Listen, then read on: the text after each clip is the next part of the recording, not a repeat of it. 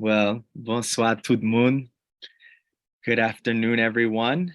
My name is Naya Toussaint. I am a committee member on the Emerging Scholars Committee of Haitian Studies Association. We are the host of the Emerging Scholars Café, and we are so thankful that you have joined us. Just to open us up, I am thinking of Haiti, of course, and as always. And today, I also know that sometimes sitting in the context of hurt, sorrow, suffering is resistance. In a world that tells us just get over it, just move on, don't acknowledge your feelings, don't acknowledge the pain that you are going through. It is resistance to give space to what we are going through. And I do believe that both of our presentations today will give space. And so I wanted to join that. And what was on my heart are the lyrics of a song we may all be a little bit familiar with, La misère pas douce. Mwen malade, m'kouche, m'pas sa leve. Pal maman, m'pa municito, bon Dieu relem, m'prale. Mwen malade, pal maman, bon Dieu relem, m'prale. Gade, malade, m'pral maman, bon Dieu relem, m'prale. Pa municito.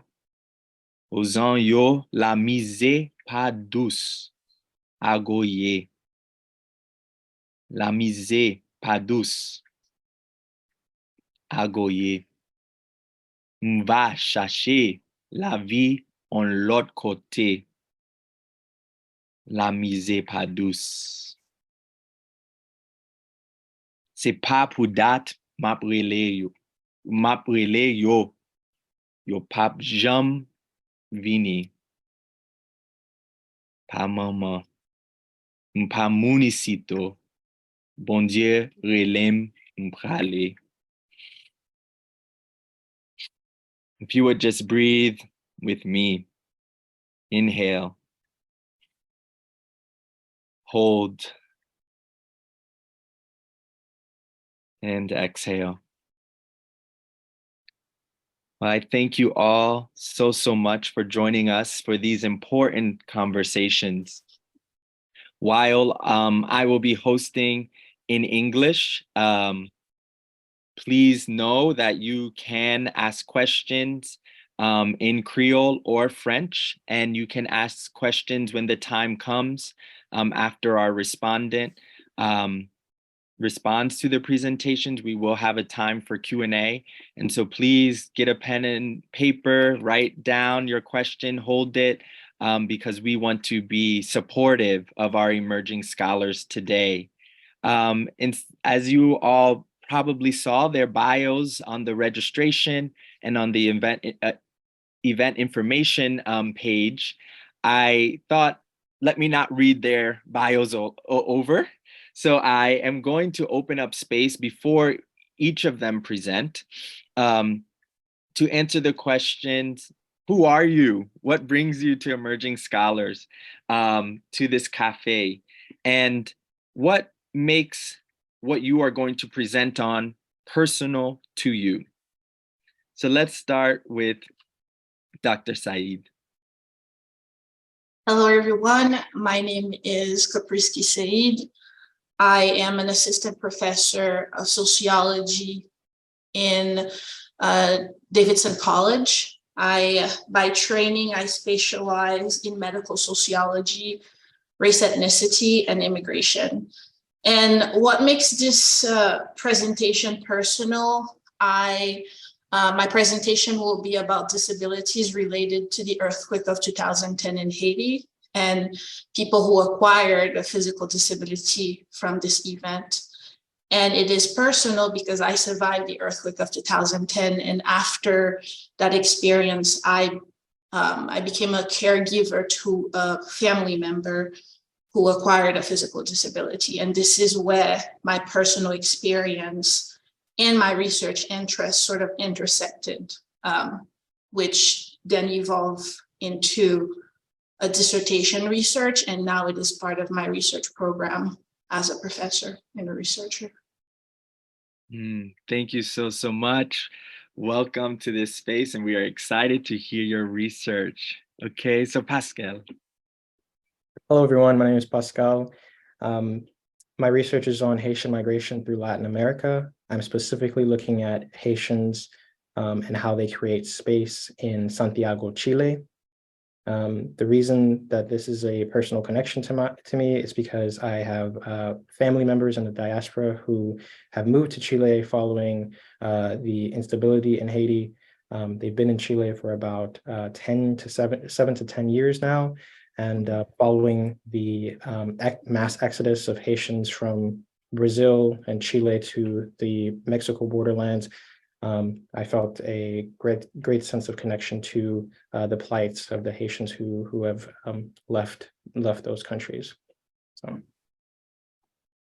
Well, thank you so much. I wanted to start in that way because I think a lot of times in academia, as Black folks in ivory towers, we are told to separate ourselves from our research. And we know of the inseparability of so many things in being Black, whether it's our spirituality or our research or our interest or our day-to-day life, that's not a good thing at times. And so I wanted to make sure we can decolonize that and make it okay for you to bring your families and to bring your experiences into this space, and for us to have that understanding as we honor and have that understanding as we approach your presentations.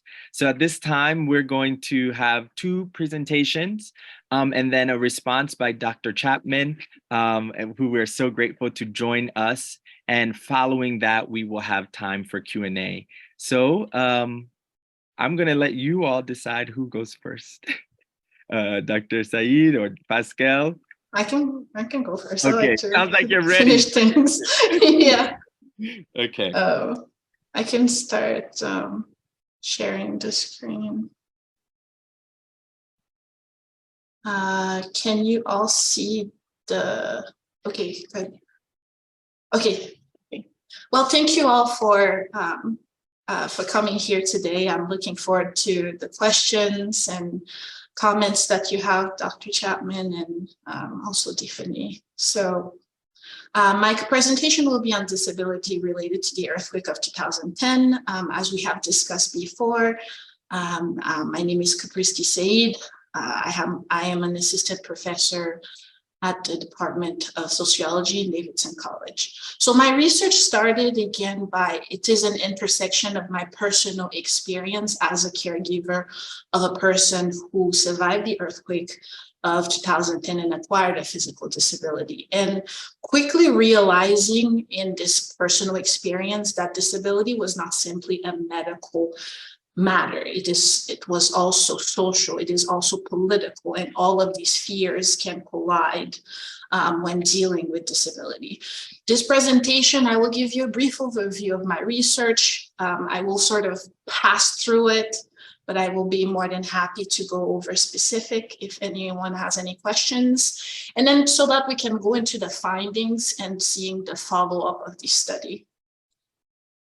So in terms of the research, what I mean by disability is any condition of the body or the mind that makes it difficult for a person with the condition to partake in activity and interact with the world surrounding them. And this is the same definition that has been used in the law, the anti-discrimination law in Haiti for prohibiting the discrimination against people with disabilities in 2012 and 2018.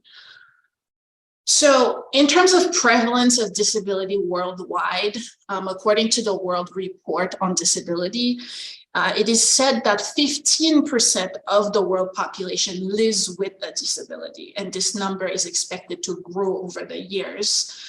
And the majority, it is found that there is a higher prevalence of disability in low-income and middle-income countries, in the sense that these countries that are at the south of this imaginary line are often categorized as the global south. In these countries, it is reported, according to the World Organization at least, that the highest prevalence of disabilities can be found in the global south, what is known as the global south. However, when we're talking about disability research itself, the primary focus tends to be on the experiences of people who are in countries in the global north. And if we're looking at mainstream disability research, it is primarily grounded in the epistemologies of the global north, and it is also argued to be readily shipped off to the global south. And these tools, whether it is theories, the method, the approach, do not necessarily take into account the culture, the context, the voices of countries of the global south, histories and theories of different countries in the global south. And also we have within that category, we have Haiti, where there is a particular paucity of research about disability. In 2010, we all knew that the unfortunate earthquake that ravaged the country led to a rise in the number of people who live with a disability. Over 1 million Haitian was reported, according to the Haitian Institute of Statistics and Informatics, were living with a disability in 2010 following the earthquake, compared to 800,000 the year before. So when it comes to the research, I will give you a very brief overview because I'm engaging with three specific gaps. The first one, when it comes to disability research on Haiti, the population, people with disabilities, tend to be almost analytically treated as a monolithic group, often referred to handicapped people or newly disabled. And if we're comparing this, we're drawing from the overall literature about the global north, for instance, we do not see this differentiation, so we can understand how lived experience differ between population. The second gap is that the majority of these research, specifically focusing on Haiti and earthquake survivors, are clinical and epidemiological investigation that primarily use a physical rehabilitation lens, so focusing on the body as a thing to treat, to repair or rehabilitate, and not really leaving a space for the social dimension of disability.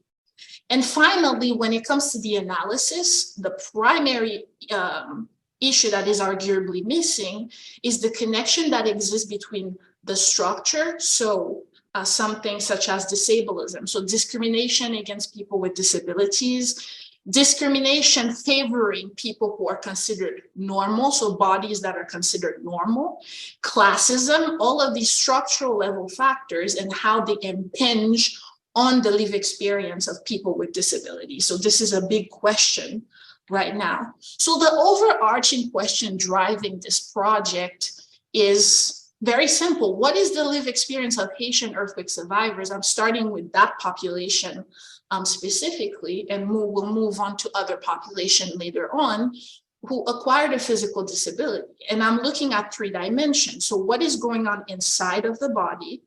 What is going on outside of the body? But also, is there a possible connection between the two?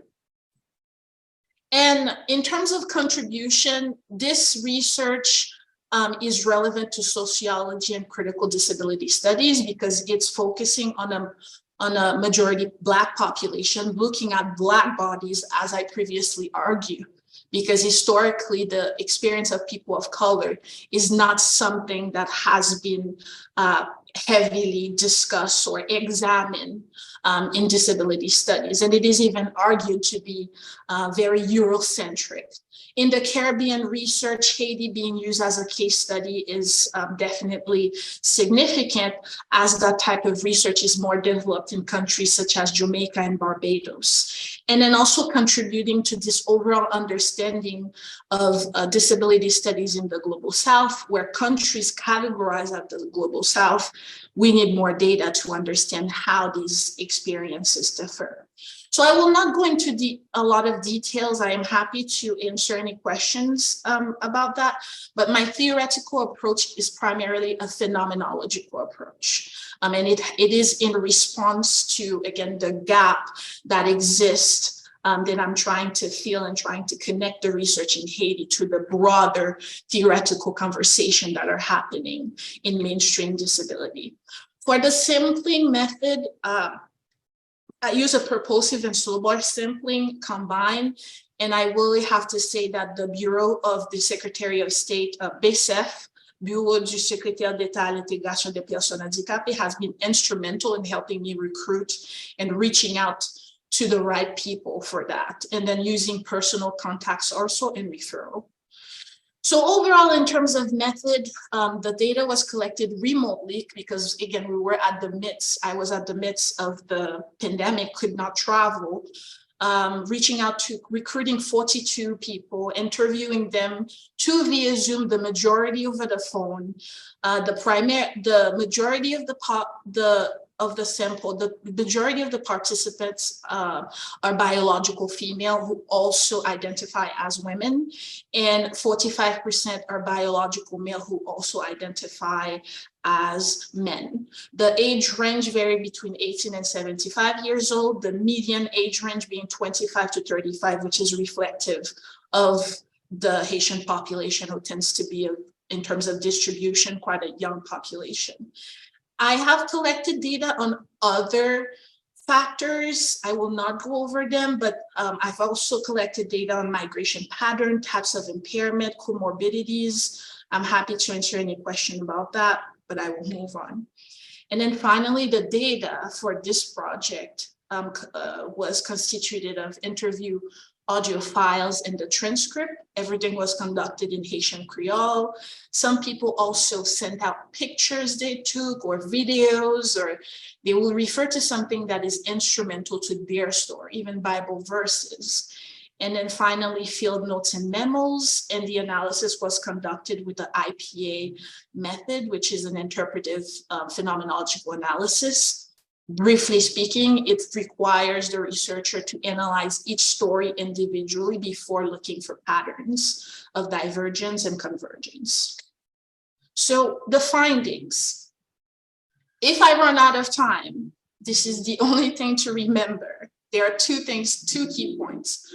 First, when we're looking at experiences of discrimination and prejudice, they tend to vary in the narrative by impairments, type of impairments, gender, and social context. There are more variation, but I will only talk about those today. And the second point is that pain, and I'm talking about physical pain, is a significant aspect of daily life. And the body seems to be, I would argue, a mediator between internal factors and external factors. And I will provide more details about that later. So the first theme pertains to impairment. The majority of the participants had undergone amputations, and some of them after the earthquake, 5 of them specifically experienced a paralysis. And in terms of amputation, at least 1 amputation, because some participants had undergone more than 1 amputation. Now, all of the participants had experienced discrimination that is directly related to the visibility of their impairment. But there seems to be a subtle difference between how that occurs in daily life, in a sense that upper body amputation tend to vary between below the elbow, above the elbow, and at the shoulder level. And it is found that in the narrative that oftentimes people who are living with an amputation, an arm amputation, tend to be ridiculed, where their body is the center of a lot of ridicule on a day-to-day. For instance, this is one term in Creole that keep reoccurring in all of the narrative, all of the stories, tipoyette, and all other diminutive way of referring to people's body in a way to remind almost the person that they're not whole or the character is questioned. And this is particularly prevalent in interviews conducted with male participants where their strength as men is questioned, their masculinity is put into question for missing a body part. And specifically in terms of context, when there is occupation involved, in that people, especially men who are engaged in physical manual labor, tend to have their physical strength put in question because of a missing arm. So that's one theme. One example, and remember that the majority of these quotes were translated. There are others who will not be translated. So in English, this is a male, 32, he's single, he's a former lottery teller. So he used to manage a lottery for someone. And he had undergone an upper body, UBA, upper body amputation at the forearm level. He explains that at work, at a certain point, he could no longer work as a lottery teller because people would just assume that he's missing an arm and it's due to something that is nefarious, either that he stole their tickets or he stole their luck. And it reached a point where him and the business owner had to have a conversation, and eventually he could no longer hold that position because, again, everyone would point out, at least unhappy clients will point out to his missing arm, and they will stop antagonizing him until he would share that this is not due to any, thievery or anything. This is due to the earthquake of 2010. So you will find this meaning attached to a missing hand or forearm, often in financial context where money is involved. For lower body amputation, on the other hand, and also some participants do have metal bone plates, the amputation vary by below the knee, at the ankle, and above the knee. And one of the characteristics of lower body amputation is the use of assisting devices. It can range between a wheelchair, a walker, or crutches, but the majority of the participants either use a wheelchair or crutches. And these assistant devices are very apparent, and many participants would openly talk about that, where they cannot really conceal that. And they seem to carry a social meaning in different spaces that participants often have to manage, whether it is at work, church, or public transportation, which this area is particularly has the most gruesome, brutal experiences. At work, participants who have an opportunity, who are currently who were employed at the time of their interviews, would often report that they're presumed to be incompetent because they're either on a wheelchair or using assisting devices and are the subject of mockery. In public transportation, unanimously, all of the participants who have had taken public transportation in Port-au-Prince have pointed out that this is a very brutal experience in a sense that one person can be stranded on the street for hours because no one would stop because, and they would also specify that it is not necessarily the decision of the driver. Sometimes the drivers will want to accommodate their needs, but it's mostly the passengers who would really forcefully put pressure on the driver to move on and not pick up someone and not try to accommodate someone because they would be viewed as a hindrance. And this type of interpersonal discrimination can be found in all of the narrative where participants had an opportunity to take public transportation. And finally, churches, in a sense that the theme of pity and condescension are often, this is something that is encountered by participants who went to church because the majority of the time, the establishment is not accessible. And they often have to rely on fellow members to carrying them in and out of the building. And the majority of the time, this is seen as a gesture of pity, met with a lot of condescension and not a fundamental right. So this is a quote from a young woman in a common law relationship. No child refers to us, identify as an activist.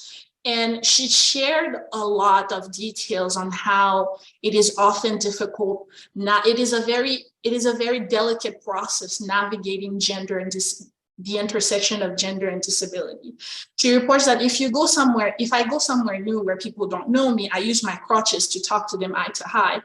I can do that in a wheelchair. And she often reports that being on a wheelchair can be both make her hyper visible, where mostly being the recipient of derogatory comments, or very invisible, especially in spaces where she needs to command the space and grab attention. So she prefers using different devices depending on the dynamic in the space that she is in.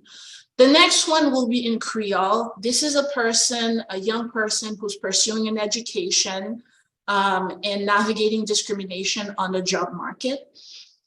So he would say, "Moi konnen moun ki gen de pieds ak de bras yo ki kokobe, tandis que tendance là c'est penser moun ki handicapé c'est yo ki kokobe." Ça pas vrai du tout. So this is something that you will find in all of the participants that I interviewed who were generous enough to share that, in a sense that one of the words that they often are confronted with is being kokobe, this word in Creole, which is often a derogatory term to refer to someone typically with a disability. And it is used among non-disabled people. And the participants will point out that within different disability communities, kokobe is not necessarily related to disability, because to them, there are people who are so-called able-bodied who are absolutely useless. And to them, there is value just because a person has a physical disability or other type of disability. It is not something that is negative, but it's a matter of trying to carry that positivity and resilient message in daily life. That's what tends to be a challenge. And then finally, with the same theme of managing these devices in daily life, this is a female, 51, proud grandmother.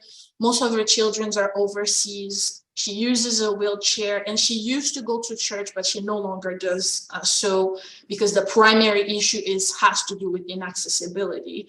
Because at a certain point, once she was stranded outside of the church because no one felt like carrying her inside of the building and outside. And from there, she felt absolutely humiliated and preferred to simply not go to church anymore. So the primary challenge here is managing this meaning that is often attached to chairs while the issue is actually structural. So the point here, again, is that experiences of discrimination and prejudice vary by types of impairments, gender, and social context, and this could be very meaningful when formulating policies about accessibility and understanding that experiences vary widely, and it is not a one-size-fits-all. The second and last theme that I will discuss today is pain. And I found that pain is a significant aspect of daily life, physical pain.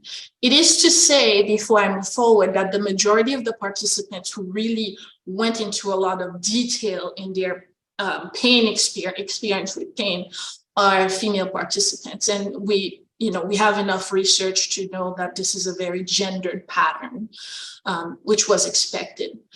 Now, when it comes to managing physical pain, especially after the earthquake and years later, there are three determinants that I found in the participant story, which is also substantiated by broad literatures on pain management. Financial means the ability to buy painkillers or manage one's pain or provide comfort to the body is a major determinant of pain management. Poor health infrastructure, not being able to have access to the healthcare professionals, healthcare providers when need be, can worsen an experience. And finally, social support, in a sense that the people that are surrounded in the participants' life play a major part in helping them manage pain in their daily life. When it comes to pain, all of the participants have reported really dealing with chronic to acute pain, but the type of pain varies. Younger participants, and categorized between 18 and 25, tended to have seasonal pain. And this is also reported in the literature, different research on Haiti and finding out the type of pain that people experience seasonally, especially if they have a metal bone plates. And participants between 26 and 31 tended to report chronic, very few acute pain. It has to do with nerve damage. And it's specifically for lower body amputation, LBA.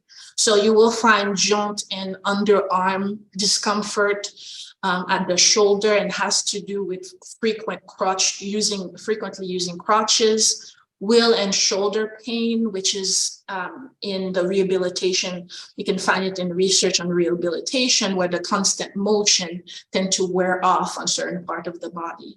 And finally, older participants. So this is where I will further investigate it, because the physical pain is confounded in a sense that participants are not really certain where if it is related to an illness or old age. So that one was a little confounding when it came to older participants, which is chronic.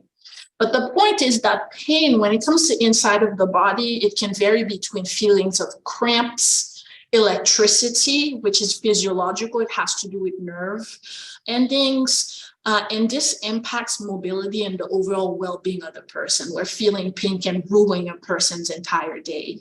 But it also impacts the outside experience, in a sense that the majority of the participants oftentimes decry the fact that it is very hard for them to be undergoing something so internal and having to deal with their children, with their spouse, with their family, with their loved one, at work, those who work in an office. It is very difficult, and it really impacts the interaction, in a sense that people think that they're just being moody, or they're just being, quote unquote, intéressant, but at the same time, they are dealing with something that is very painful. And these experiences can be exacerbated by disparities, having the financial means, healthcare access, and also the environment, the level of accessibility. And finally, through the dimension connecting these two dimensions is violence. And I will say furthermore about that.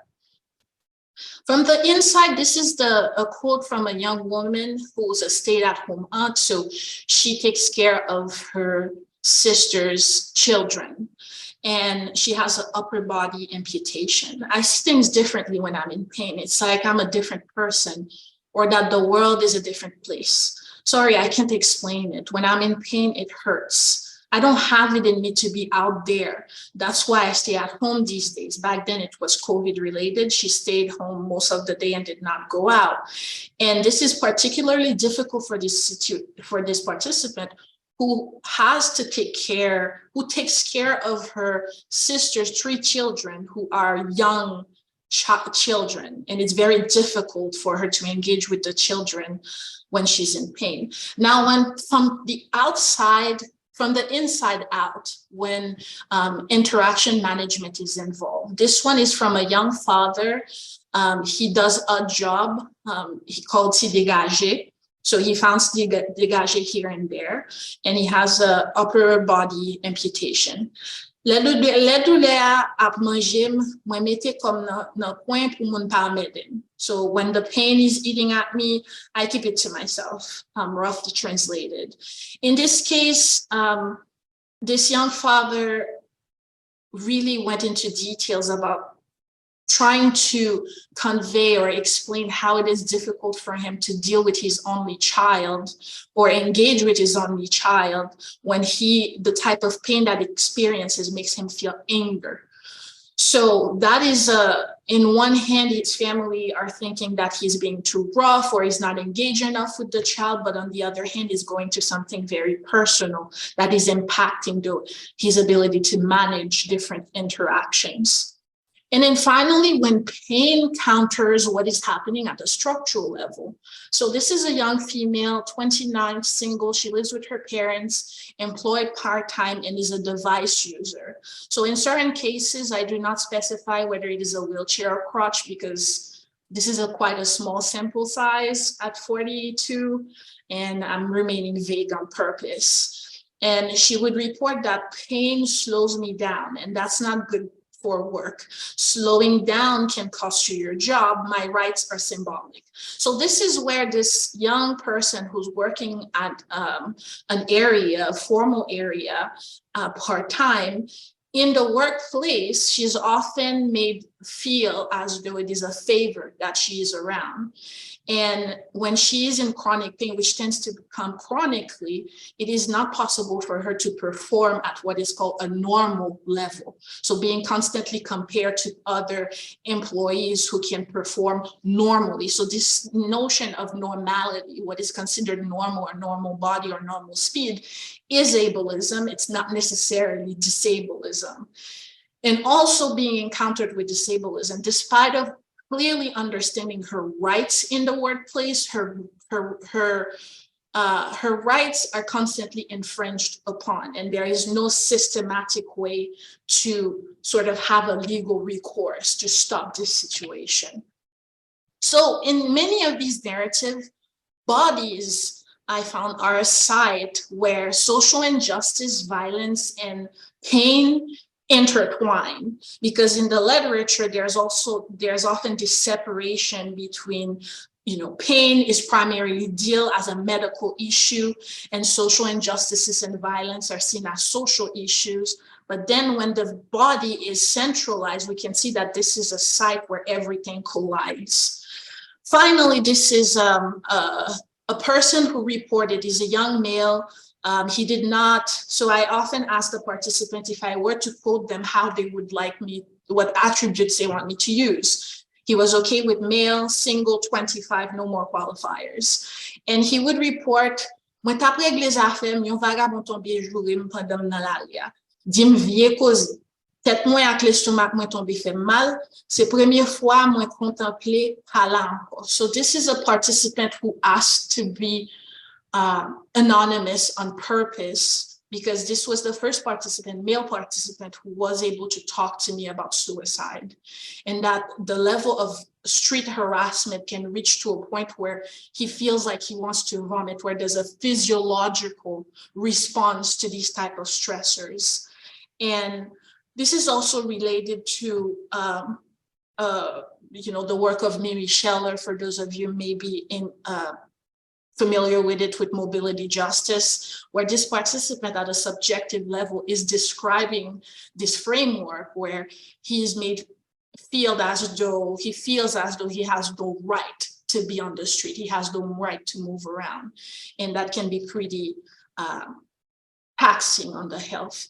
So in many of these narratives, physical and verbal violence, whether it's at home or on the street, seem more frequent and severe in times of crisis. For instance, they talked about pays lock, gas price spike, and gang violence. When these things tend to happen outside, on the inside of the home, there tends to be they would say that moun la kay me pi akariat. So it's like people at home are under more tension and they're more aggressive with each other, and that impacts them quite a lot. So another participant who talked about this, le pays a chaud marite la kay la net. Bon Dieu celle qui ka di yon mot.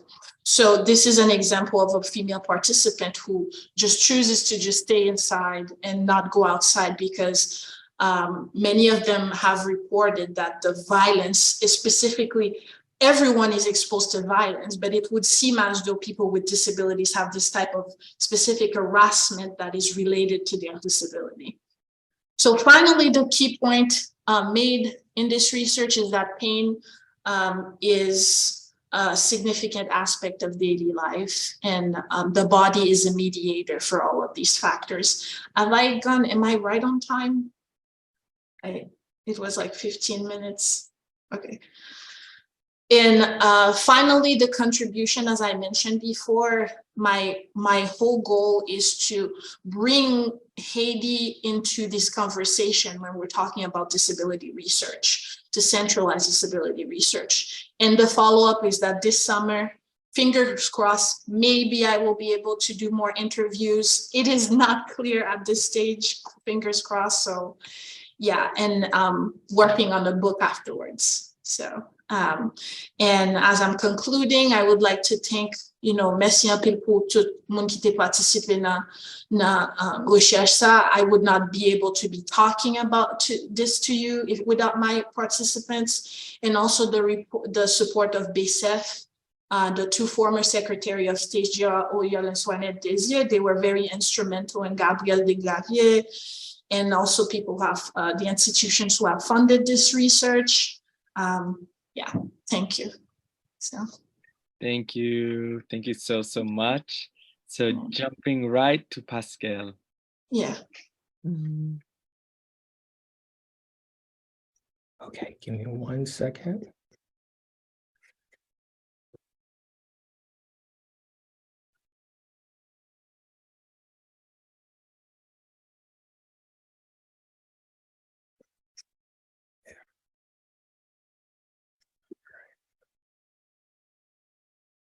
Everybody see my screen?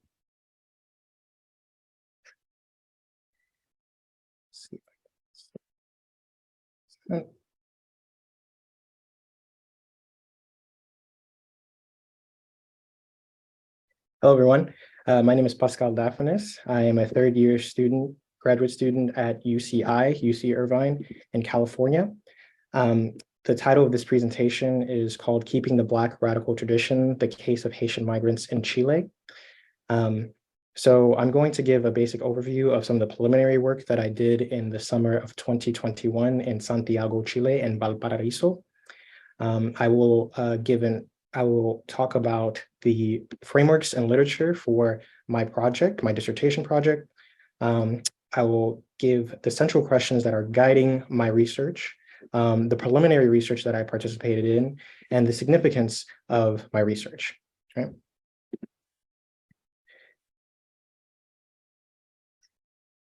To begin, in September of 2021, thousands of Haitian migrants tried to cross the US-Mexico border of the Acuña del Rio. Images began circulating in the media of the US Border Patrol agents on horseback lassoing Haitian migrants as they crossed the riverbeds and tried to flee capture. Many of these migrant arrivals initially flew to the southern cone of South America in the early 2000s following the earthquake. Eventually, they walked by land through Central America and Mexico to arrive at the US-Mexican border at the height of the COVID-19 pandemic. While studies on Haitian migration to countries in the global north, i.e. the United States, Canada, France, Montreal, have extensively described how Haitian migrants are victims of the global neoliberal structure, there's a significant gap in knowledge concerning Haitian migrants within the global South, i.e. countries like Brazil, Chile, Ecuador, Peru, Colombia, and Panama.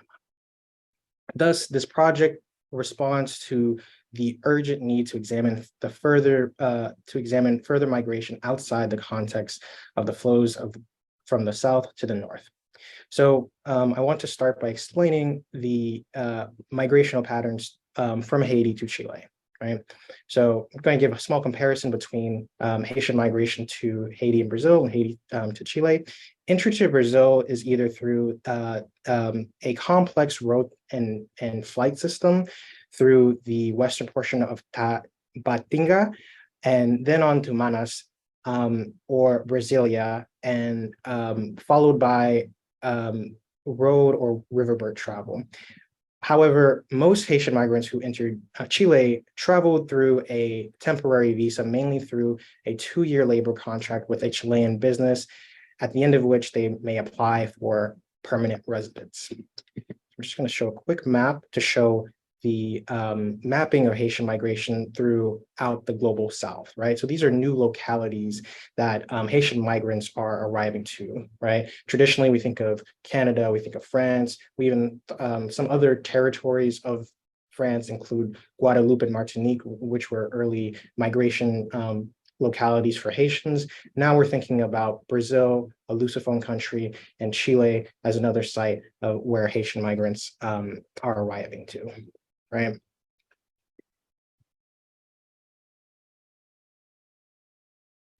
So now I'm going to talk about the theoretical framework of my project.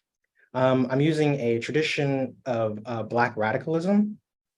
I'm using the text Black Marxism by Cedric Robinson. And my second theoretical framework is the autonomy of migration. Autonomy of migration is a new critical framework that focuses on the agency of migrants within their migratory experiences. In traditional disciplines, oftentimes migrants are seen as helpless victims to a neoliberal structure or lack any type of agency within their migratory trajectories. The autonomy of migration wants to focus and centralize the migrant experience. Instead of just thinking about traditional pull and push factors, we want to focus on how migrants take on this migrant identity. In what ways do they struggle against the neoliberal structure? In what ways do they foster community, solidarity, or reciprocity throughout their migrant journeys, right? And the last theoretical framework is really focusing on the subjectivity of Black migrants under a neoliberal framework. And that is really getting at the racialization process that is occurring to a lot of Black migrants, right? So how are they how are Haitian migrants and other sub-Saharan migrants, sub-Saharan African migrants experiencing Blackness in a mostly white mestizo state, such as Chile? So now I'm going to talk about the methodological framework. I conducted 8 semi-structured interviews. I used a participation observation methodology, and I used an ethnographic methodology as well during my preliminary site visit.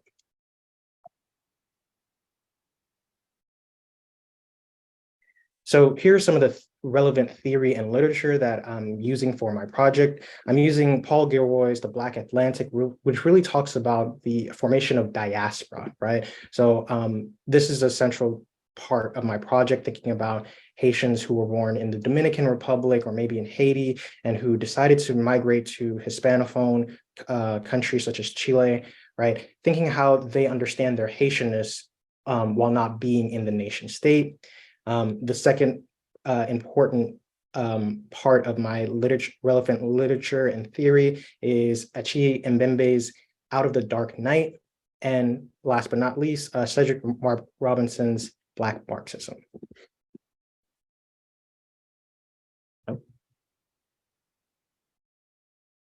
So here are some of the central questions that I'm hoping to ask during my research. So did the constitutional reform in Chile have an anti-neoliberal migration policies? In what ways does the Haitian community self-organize in a post-Rechazo Chile? And how are Black women situated in these spaces, right?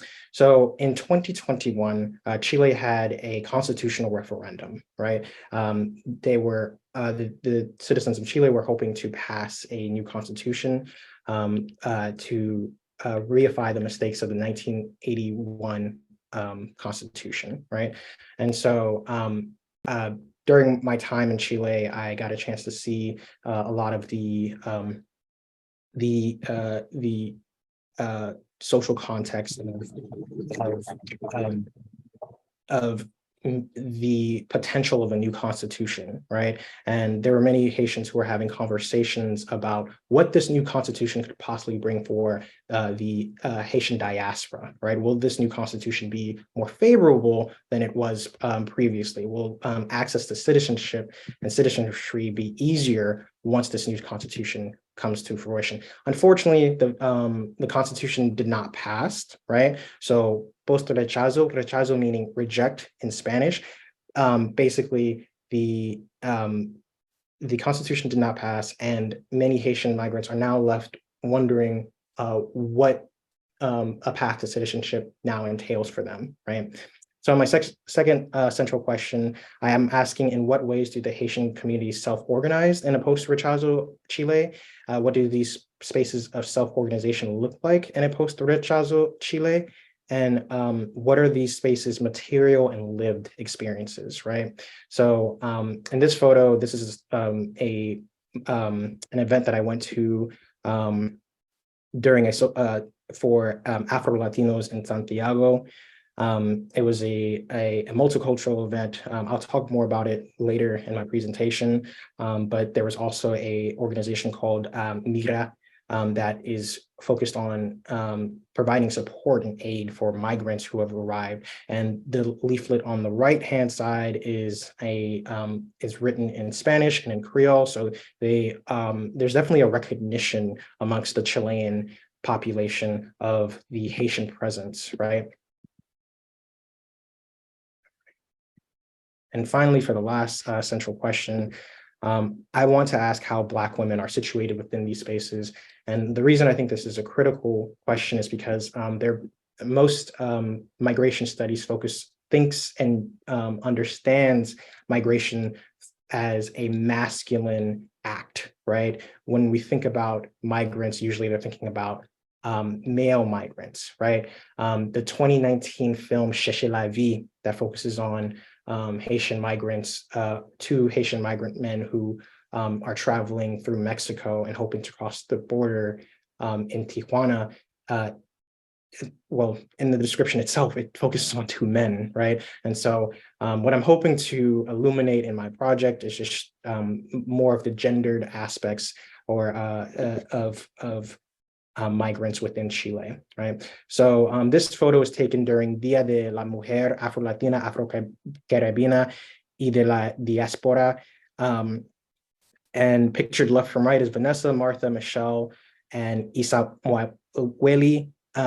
So the three on the right are Haitian diasporic migrants, and then the two on the left is Michelle is Afro-Cuban, and Isam Wami is a Congolese migrant.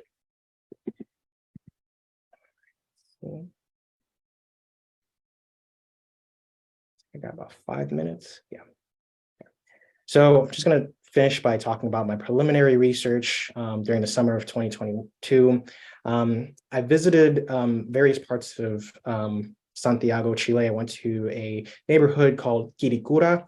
Quiricura is known as the Black ghetto within Santiago. It's an area where many newly arrived migrants live, right? So I also got a chance to speak with the Organización Sociocultural de los Haitianos in Chile. So I conducted 8 interviews with the Organización, and I am currently transcribing those interviews. On my 9th day in Santiago, Chile, I got a chance to interact with more members of the Haitian diaspora community, which includes the book launching event of Emmaus Luis. Emmaus Luis was Emmanuel Luis is a poet who wrote a book of poetry about the passing of his 6-year-old son, Emmaus, who fell into a crowded municipal pool in Quiricura and drowned, right? There was no lifeguard on duty, and the supervisors were all elsewhere. He said, just leaving a 13-year-old girl to pull his body from the water, right? So this occurred in the fall of 2020. And this gross negligence, really, these moments of gross negligence are things that I hope to highlight about how Haitian migrants experience racialization within the mestizo white state of Chile. So I got a chance to go to a book launching event hosted by Emmaus, who's pictured, Emmanuel, pardon, who's pictured on the right-hand side, and his wife. So I'm just going to play a quick clip of the book launching event, just so you guys have an idea of the type of community that has really been built within Santiago, Chile. So the person who's speaking is Michelle Ange. She's a member of Afro-Resistencia, or Afro-Resistance in English, and she's speaking on Emmaus's death and the grief of a mother, right? Solamente decidió su papá y su mamá enviarle camino para darle una mejor vida, pero que se topó con el fin de su vida. Justicia para Emmaus. Por una madre que supo quedar embarazada después de 9 meses, parió un niño, lo amamantó, sufrió todas las modificaciones, todos los daños psicológicos que conlleva la crianza, la maternidad, la migración, el desplazamiento forzoso de un territorio, el ser esposa, el ser madre, el ser criadora, el ser educadora. I'm running out of time, so I'm just going to go through the last bit really quickly. So one of the last community events that I attended was Dia de la Mujer Afro-Latina, Afro-Caribbean y de la Diaspora. And I really got a chance to interact with other members of the African diaspora, right? So what I'm finding is that the Haitian community is kind of creating a Pan-American identity with other Black migrants and Afro-Chileans who are who are native to Chile, right? And there's this interesting formation that's kind of happening where moments of solidarity and reciprocity are crossing national and ethnic lines, right? And I think that this is an interesting development. Donde 2004 firmemente donde tú eres la calle, habiendo por Santiago Centro. No había ley en 2004. Y para mí es un honor. Igual que usted, estudié en una universidad blanca, donde tenía que cuidarme, proteger mi imagen, porque me mandaba todo el asunto, todo lo estaría, ¿cierto? Entonces, yo veo un futuro muy positivo para nosotros, ya que somos muchos. Tenemos una misión de educar a nuestros hijos. Yo tengo 2 hijos, yo soy chileno-africano, vamos a educar a nuestra futura generación. My apologies for not having captions for that video. I'm just going to summarize what Ifa Wemu said. He basically said that he felt very honored to be sharing the space with so many people, and that he thinks that this is an important, these events were really important in building community, because he was one of the first Black people who were in Santiago in the early 2000s.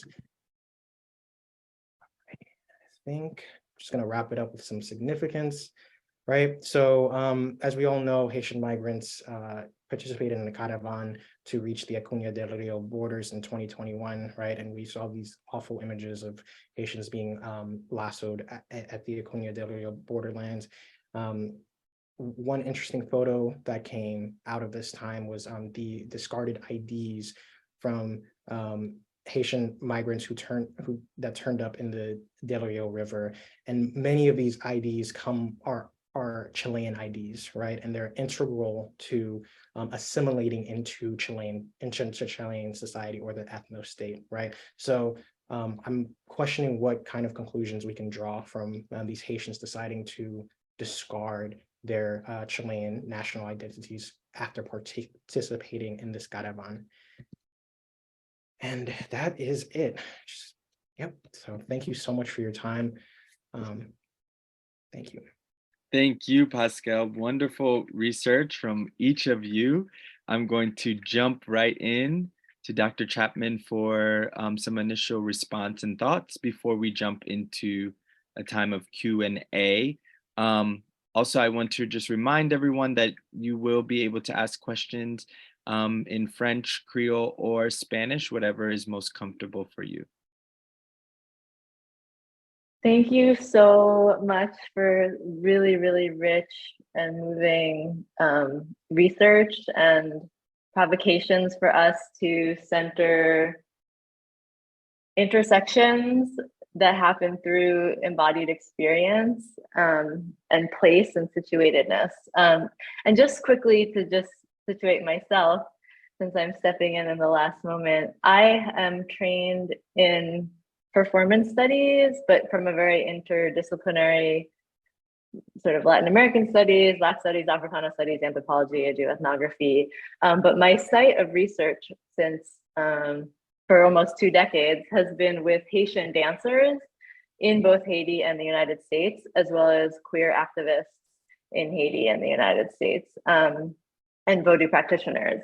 So I'm seeing like a lot, and what my book project right now is about placemaking through dance in both Haiti and its diasporas, and thinking about what happens when we really center the body in terms of making place. So I was really happy to hear both of your research projects. And so some of the things that were coming to me, Dr. Said, in hearing your incredible project is this insistence of the body, as this nexus and mediator of internal, external, physical, social, intersectional kind of social identity formations, and the ways that you're speaking about experience of navigating and managing pain,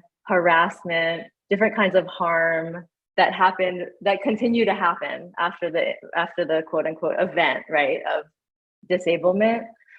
And so, and just the ways that you're also calling our attention to how important gender and class are in that experience, and the ways like masculinity is being read into and through the bodies of disabled males, the ways that folks were saying like this physical experience actually shifts who they are, how they experience time, how they experience place, how they see and perceive differently.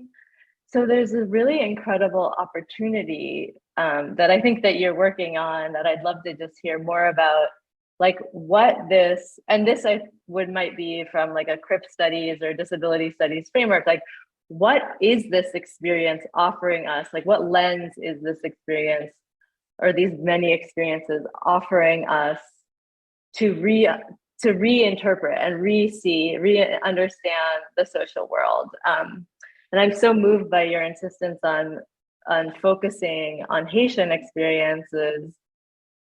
And what I was still left curious about was what are Haitian frames of experiences of disability? How might they speak back to, like specifically, even phenomenology, like even Merleau-Ponty and Drew Leder, right? Like how might this conception of the body that you're starting to parse out through these 40-something people's experiences that they've shared with you, like what are those like Creole ways to understand what a body is, what a body can do, how even what you said in the description of what disablement is, like any condition of body or mind that makes it difficult for the person to do certain activities. Like we know, and as Pascal is showing us, like even, white supremacy, colonialism, neoliberalism, like these are things that make it difficult to be a Haitian person in the world, right? So what is it about disablement in this post-2010 period that can illuminate other even intersectional experiences of oppression? Because the ways that you were speaking about how street harassment affects the physical experience, the mental, emotional, spiritual experience of the body resonates so strongly with the ways I've heard like gender sexual minorities, LGBT folks talk about their experiences out on the streets in Port-au-Prince, or why they're not feeling safe on going outside. So it's like I'm seeing a lot of potential for coalitional work. And so that's just sort of where my thought process was going. I'd love to hear more if you want to speak on like just either Creole frames for a CRIP, intervention, if that is of interest, or if you're seeing coalitional activism or potentials to, converge around these multiple states of pain, harm, precarity, and like continued living. Like I'm also curious about like pleasure and joy, and if that's even something in the work, like if you're able to find that in those conversations or relationships you're building with these people. Are we going to go one? Should we do just like a response and then move to the next? I think you should do both. And then they both can have a chance to respond after. Okay. So they give a little time to think. Yeah. All right.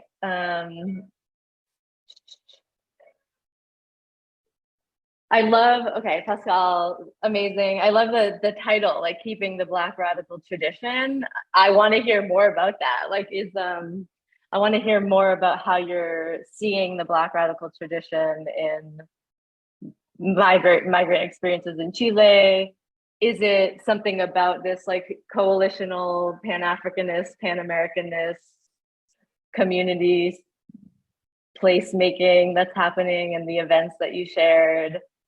I'm moved by your insistence on the agency of migrants and this consideration of how they're making Haitian space, or maybe is it like, I guess my question is it Haitian space, or is it already a kind of Pan-Africanist or Black, or, like how are you thinking about actually where Haitianness is or how it's taking place in that Chilean context?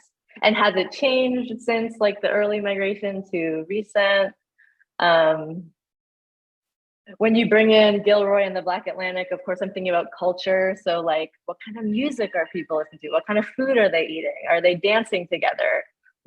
How is race and culture manifesting in embodied experiences and relationships?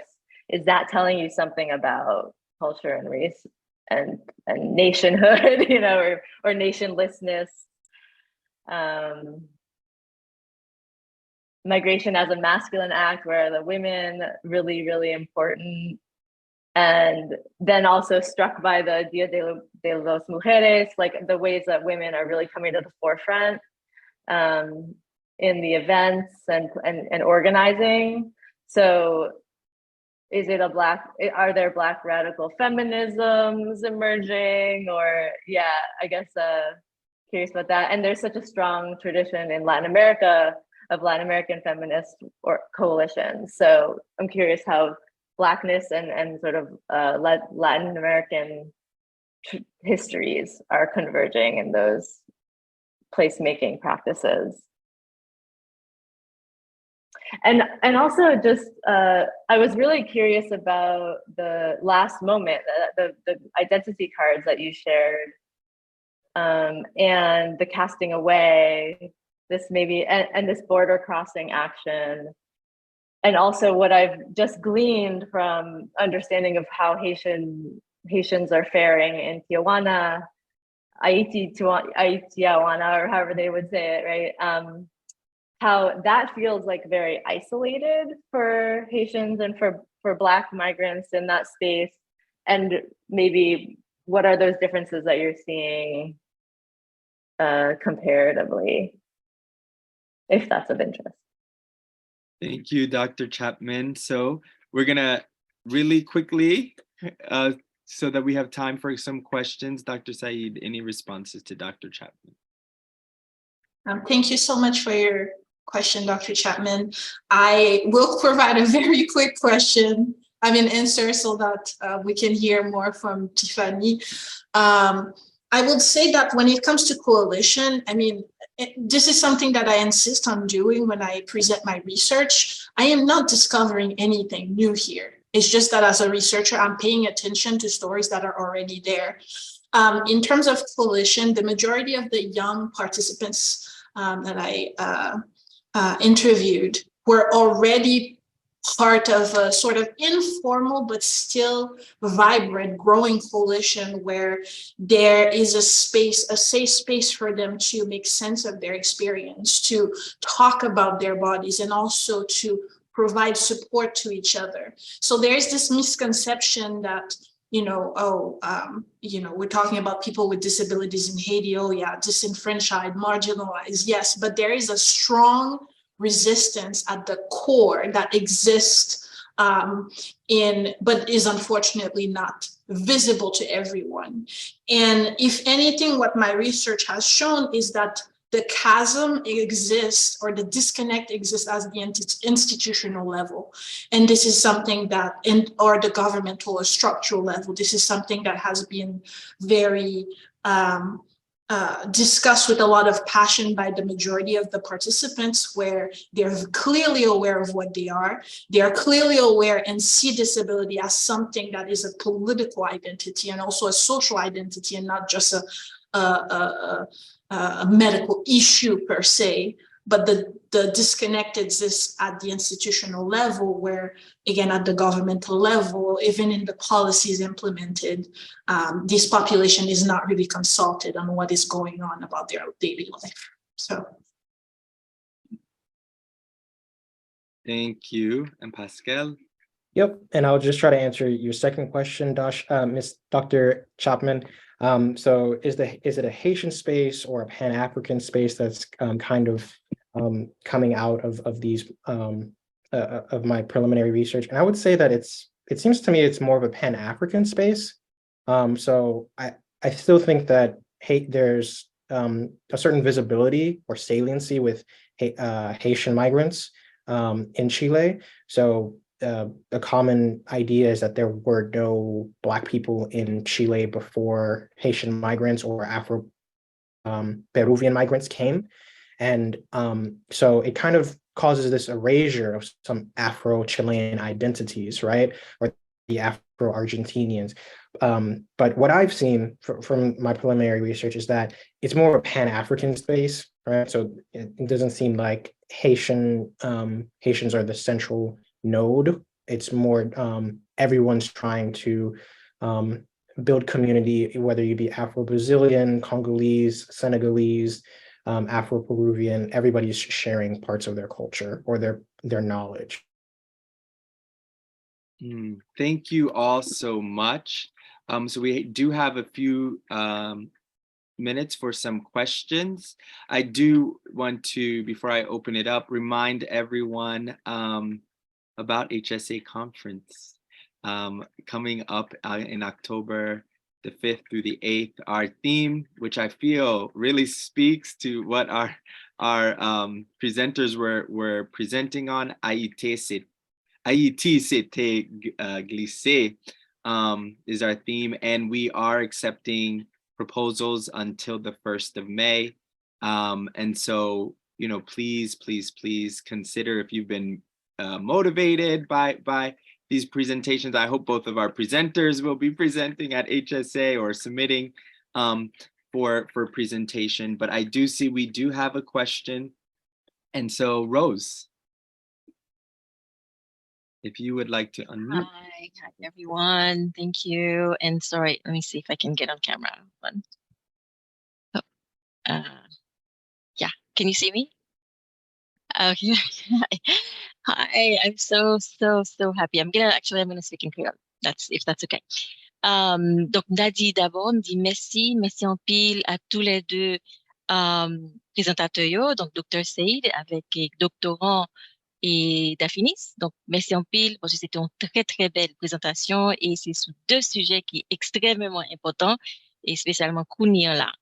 Et donc, je souhaitais que nous participions à plus de discussions dans un sujet ça, dans plus gros échelle, pas vrai, pour plus présence de sensibilisation de comment situation est, etc. Parce qu'en pile fois, un paquet de conférences qu'a fait, un paquet de monde qu'a parlé, mais il a toujours exclu Haïti. Tandis que Haïti important supposé dans le sujet, surtout avec sujet sous et migration. Donc, réellement, t'es content d'entendre recherche ça que doctorant et Dafinis a fait. Et donc, question que me gagne, et me gagne deux questions. C'était que nous allons répondre ensemble, mais est-ce que le parcours professionnel ça que nous avons fait, hein, qui comme si celui de et pas je le montre très bien, mais un setback, non, qui comme si découragement que nous joignent dans le travail que nous avons fait, hein, et comment nous t'es confronté que découragement ça yo pour que si moun k'ap vini yo plus jeune parce que nous paraît très très jeune, pas vrai? Donc pour jeunes yo k'ap vini yo que yo même yo capable préparer, vous comprenez, pour yo capable faire plus travail toujours, accompagner nous-mêmes qui déjà comme si a fait chemin devant, qui problème que nous fait face, nous t'es confronté, qui t'es qu'à aider nous pour nous surmonter et pour nous gagner résultat que nous joignons pour recherche ça. Merci.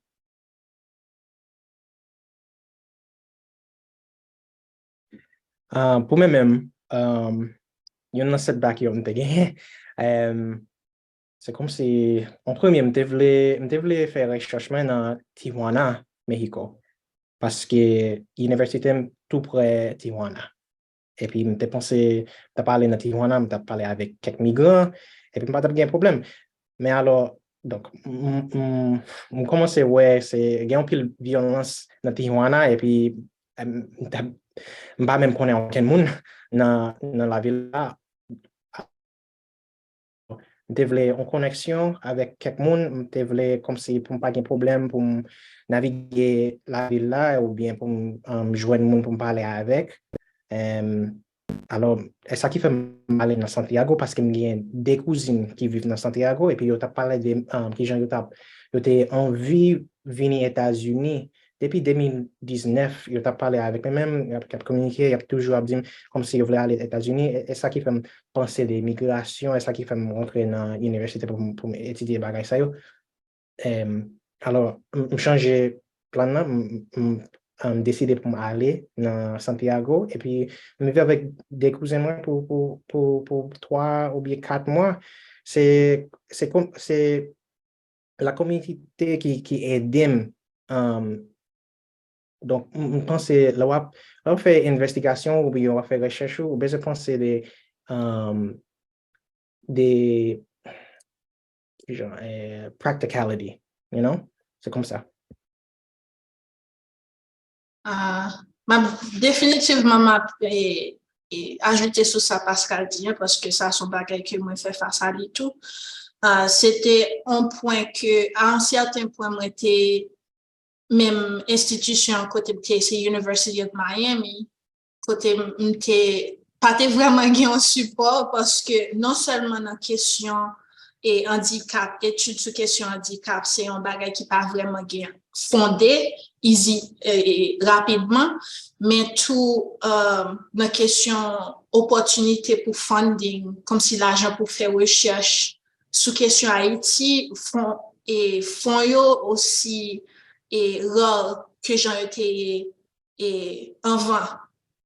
Donc, c'est un certain point que je me suis vraiment senti moins découragée et parce que ça a vraiment comme si affecté un monde et professionnellement parce que WAPC font bagage qui gagne en valeur là-dedans, ouais qui valeur que l'État gagne, mais au niveau comme si macro en termes d'institutions, quantité l'argent que dédicace à et monde qui voulait faire recherche sur Haïti et puis recherche qui voulait faire sur question handicapée en dehors de gros pays tels que les États-Unis avec Canada, c'est un bagage qui est vraiment démoralisant, mais ça m'a dit c'est que les côtés gagnent et détermination à joindre monde qui campé avant, moi pas camper là si c'est pas comme si monde qui voulait parler avec comme si pour me joindre 42 monde qui voulait parler avec dans le téléphone et c'était vraiment difficile parce que sinon tout connaît et faire appel et Haïti c'est pas un bagage petit du tout. Donc ça m'a dit si m'était une sorte de comme si message pour monde qui venir persévérer et puis ou frapper dans toute porte ou capable ou jeune porte frapper sous fermer sous mais continuer frapper dans toute porte ou capable frapper. Yeah.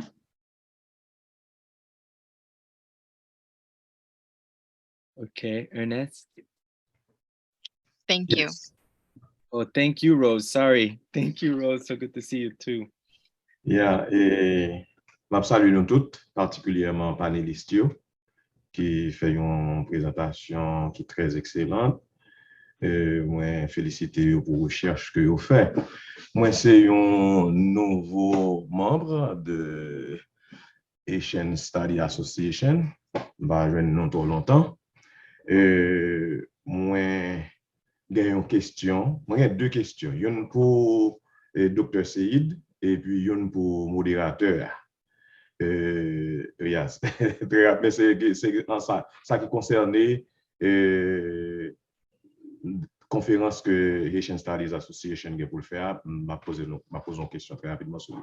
Question pour Dr. Seide, comme moun qui a un background dans la question religion, particulièrement dans le protestantisme, moi curieux pour me connaître qui sont découvrir bon monde qui gagne un handicap par rapport à discours qui gagne dans l'église. Est-ce que ça c'est un élément dans recherche ou à côté découvrir parce que même moi comme moi dis déjà des fois ça continue à déranger parce que discours est capable très démoralisant pour les gens qui sont handicapés. Surtout, par exemple, un pasteur qui pour dire si vous avez deux mains, c'est pour dire bon Dieu merci, si vous avez deux pieds, c'est pour dire bon Dieu merci, etc. Je suis curieux pour me connaître qui sont découvrir par rapport, puisque c'est un phénomène de studies qu'on a fait, je connais qui ça a été joint par rapport à ça.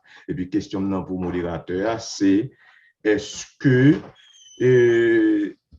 conférence qu'a fait là, c'est un monde qui a soumettre un abstract ou bien il doit écrire un papier parce que moi fait défendre thèse doctorat moi dans question République dominicaine, j'ai regardé pour moi qui impacte bien sur mon yo et qui loyauté prend pour résoudre et mitigate the impact et puis j'ai regardé qui rôle, qui implication communauté internationale là te gagne dans crise ça et comment implication communauté internationale là faciliter the mitigation of the impact of la sentence.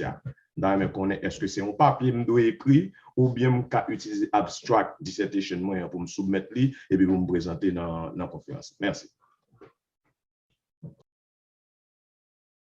Okay. Merci un peu, Dr. Vincent, pour question et puis congratulations pour défendre dissertation. No, that's huge. Quand il s'agit de questions religion, ça c'est pas, moi pas vraiment expert dans la religion, mais son bagage que me t'ai pour me confronter quand même. Parce que ça qui vient arriver dans différents mondes que, surtout ça qui toujours vivre haïtien, et on connaît que après le tremblement de terre, il y a un discours que vous comprenez faut repentir parce que la raison pour laquelle il y a des assassins en Haïti, c'est parce que on contrat avec on diable tout discours ça. Donc après ouais pattern dans histoire mon yo partager tout grand pile nan yo qui vient sentir père yo était vraiment saccagé avec ça côté ouais l'autre monde qui pas gain rien qui arrivé vivre dans après tremblement de terre et puis yo même yo gen bagay et puis dans communauté yo vinn censé faut ta dit mon a dit faut qu'on repentir c'est parce que c'est un péché yo tout bagay ça donc narratif ça on te gen pour me collectionner moi ouais dans histoire yo quand y a ça qui vient arriver c'est que n'a parlé de religion mais tout n'a parlé de questions de comme si qui vraiment psychologique parce que